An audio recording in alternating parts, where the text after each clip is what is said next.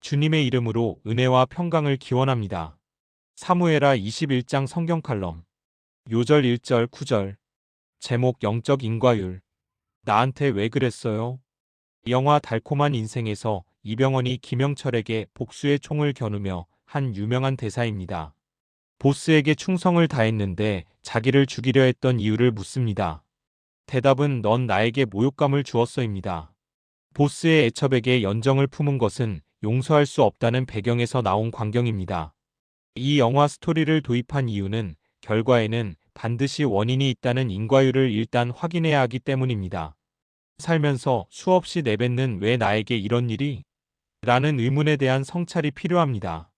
자연인은 그 대답을 운명과 환경으로 돌리지만 그리스도인은 그 원인을 하나님에게 받아야 합니다. 사무엘하 21장은 지금까지의 시간적인 서술을 벗어나 다윗 통치의 어느 시기에 있었던 사건입니다.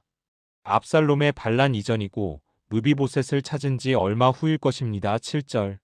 히브리인에게 있어서 기근은 단순한 재해 이상의 의미가 있습니다. 그것도 3년 동안 이어졌으니 전쟁과 사나운 짐승과 온역과 같은 하나님의 심판으로 볼 수 있습니다. 에스겔 14장 21절입니다. 주 여호와께서 이같이 이르시되 내가 나의 4가지 중한 벌 곧 칼과 기근과 사나운 짐승과 전염병을 예루살렘에 함께 내려 사람과 짐승을 그 중에서 끊으리니 그 해가 더욱 심하지 아니하겠느냐. 이 치명적인 심판 앞에 할 수 있는 일은 하나님 앞에 무릎 꿇고 간구하는 수밖에 없습니다. 다윗은 인간이 모르고 놓친 범죄가 있음을 깨닫고 그 진상을 여쭤봅니다.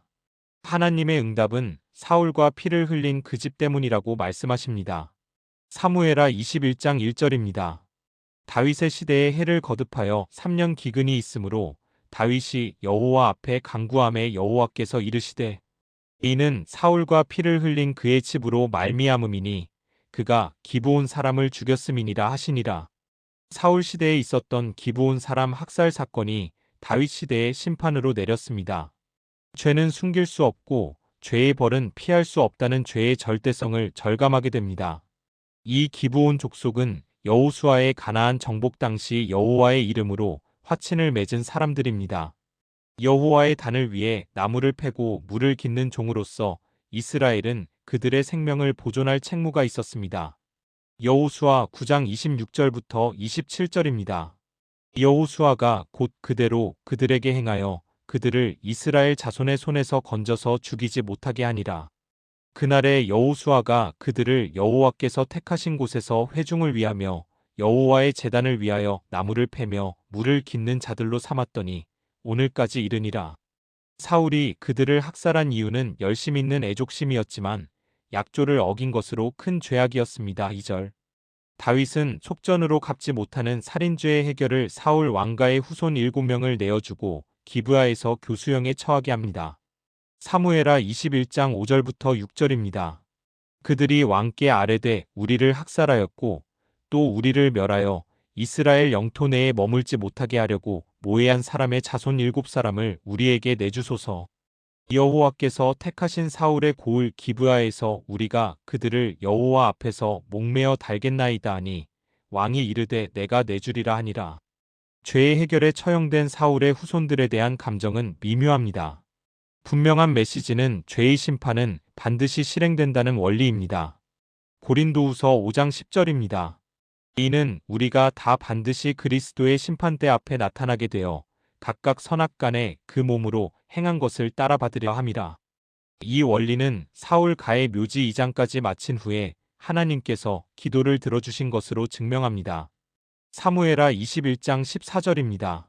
사울과 그의 아들 요나단의 뼈와 함께 베냐민 땅 셀라에서 그의 아버지 기스의 묘에 장사하되 모두 왕의 명령을 따라 행하니라. 그 후에야 하나님이 그 땅을 위한 기도를 들으시니라. 혹독한 재앙이 전화위복이 될 수 있는 것은 회개의 행동이 있을 때입니다. 그 결과는 하나님과의 관계 회복과 거룩한 공동체로의 정진으로 나타납니다. 기도에도 응답받지 못할 때 자신을 돌아보는 거룩한 습관을 가져야 하겠습니다. 갈라디아서 6장 1절입니다. 형제들아 사람이 만일 무슨 범죄한 일이 드러나거든 신령한 너희는 온유한 심령으로 그러한 자를 바로잡고 너 자신을 살펴보아 너도 시험을 받을까 두려워하라. 아멘.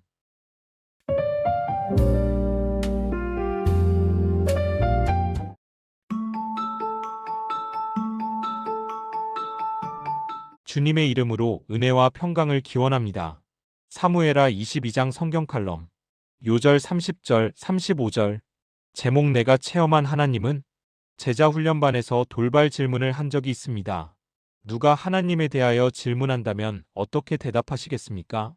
자유시간을 주었음에도 대부분 몇 마디로 끝났습니다.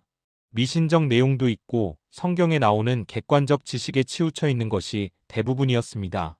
그리스도인의 대화 속에 하나님에 대한 분량이 얼마나 되며 진정한 가치가 있는 것인지 점검해 보아야 합니다.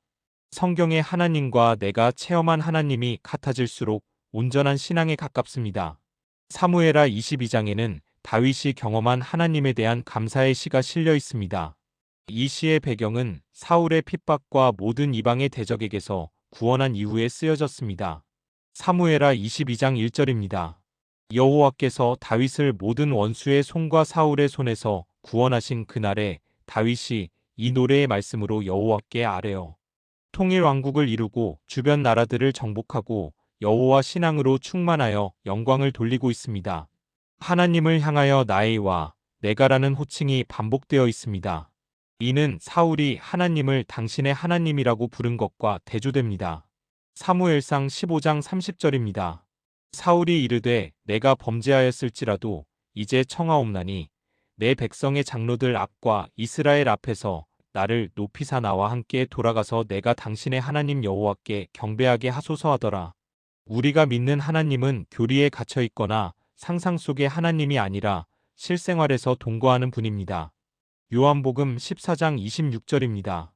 보혜사 곧 아버지께서 내 이름으로 보내실 성령 그가 너희에게 모든 것을 가르치고 내가 너희에게 말한 모든 것을 생각나게 하리라. 다윗이 2절과 3절에서 하나님을 반석, 요새, 건지시는 자, 엘로임, 피할 바위, 방패, 구원의 뿔, 높은 망대, 피난처, 구원자로 묘사하고 있습니다. 이 표현의 공통점은 눈으로 보듯이 경험했다는 의미입니다.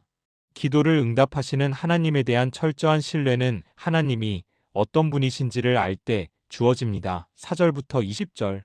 하나님께서 인간이 알아볼 수 있도록 다가오시는 신인 동형론과 신인 동성론을 사용합니다. 추상적인 하나님이 아닌 한편이 되신 하나님을 기뻐하고 있습니다. 이 신인 동형동성론은 겸손함으로 믿어야 하고 하나님의 존엄성을 훼손하는 마음은 금물입니다. 이 시는 후반부에 들어가면서 하나님을 향한 인간의 책임과 열심을 찬송합니다. 언뜻 자신의 의를 보고 하나님이 구원해 주셨다는 것으로 들립니다. 본질적으로 이 의는 언약 관계에 근거합니다. 21절부터 29절. 하나님께서 주권적 은혜를 먼저 베푸셨고 다윗은 순종의 반응을 보인 것입니다. 사무엘하 22장 30절입니다. 내가 주를 의뢰하고 적진으로 달리며 내 하나님을 의지하고 성벽을 뛰어넘나이다.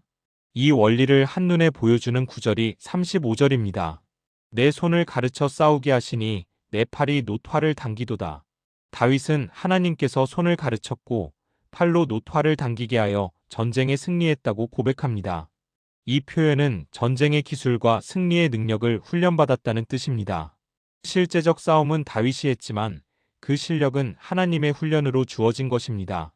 이것은 신약 성도들이 성령의 은사를 받고 열심히 연마하여 능숙한 사역자로 쓰임 받아야 하는 원리와 같습니다.